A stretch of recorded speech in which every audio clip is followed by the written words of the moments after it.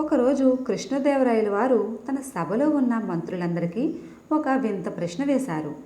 ఈ పాత్రను నీళ్లతో నింపకుండా పూర్తిగా నింపగలరా అని అడిగారు.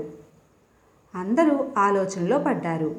కానీ తెనాలి రామకృష్ణుడు మాత్రం చిరునవ్వు నవ్వాడు. అసలు తెనాలి ఏం చేశాడు, ఆ పాత్రను ఎలా నింపాడు తెలుసుకోవాలంటే ఈ కథను చివరి వరకు వినండి. అందరికీ నమస్కారం. మీరు వింటున్నది కాంచన కథలు. ఇక కథలోకి వెళ్ళిపోదామా? ఒకప్పుడు విజయనగర రాజ్యంలో శ్రీకృష్ణదేవరాయల వారు ఒక వింత ప్రశ్న అడిగారు. నా రాజ్యంలో ఉన్నవారిలో ఎవరు నిజంగా తెలివైన వారో తెలుసుకోవాలంటే ఏం చెయ్యాలి అని మంత్రుల్ని అడిగాడు. మంత్రులంతా రకరకాల సమాధానాలు చెప్పారు. కానీ మహారాజు గారికి ఏదీ నచ్చలేదు. చివరిగా తెనాలి రామకృష్ణుడు ముందుకు వచ్చాడు. మహారాజా, అందరినీ ఒకే ప్రశ్న అడగండి.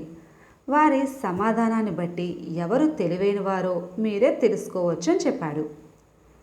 మహారాజు గారు వెంటనే ఒక పెద్ద బంగారు పాత్రను తీసుకురమ్మన్నారు. ఈ పాత్రలో నీళ్లు నింపకుండా దాన్ని పూర్తిగా నింపాలి.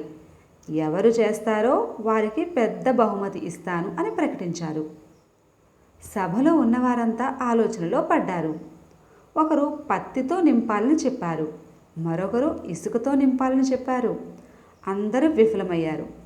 చివరిగా తెనాలి ఒక చిన్న దీపాన్ని తీసుకొచ్చి పాత్రలో పెట్టారు. మహారాజు గారు ఆశ్చర్యపోయారు. రామకృష్ణ, నేను పాత్రను నింపమన్నాను, నువ్వు దీపం ఎందుకు పెట్టావు అని అడిగారు. తెనాలి రామకృష్ణ నవ్వుతూ, మహారాజా, పాత్ర ఖాళీగా ఉన్నా వెలుగుతో నిండిపోయింది కదా, మీరు దేనితో నింపాలి అని చెప్పలేదు, అందుకే వెలుగుతో నింపాను అని చెప్పాడు. మహారాజు గారు నవ్వుతూ చప్పట్లు కొట్టారు. అద్భుతం రామకృష్ణ, అద్భుతం. ప్రశ్నకు సమాధానం చెప్పడం మాత్రమే కాదు, ప్రశ్న వెనుక ఉన్న అర్థాన్ని గుర్తించావు. చాలా తెలివైన వాడివి అని ప్రశంసించారు. మహారాజా, ఒక సమస్యకు ఒకే మార్గం ఉండదు. కొత్తగా ఆలోచిస్తే కొత్త పరిష్కారం ఖచ్చితంగా కనిపిస్తుంది అని తెనాలి రామకృష్ణ బదులు చెప్పారు. కథ సమాప్తం.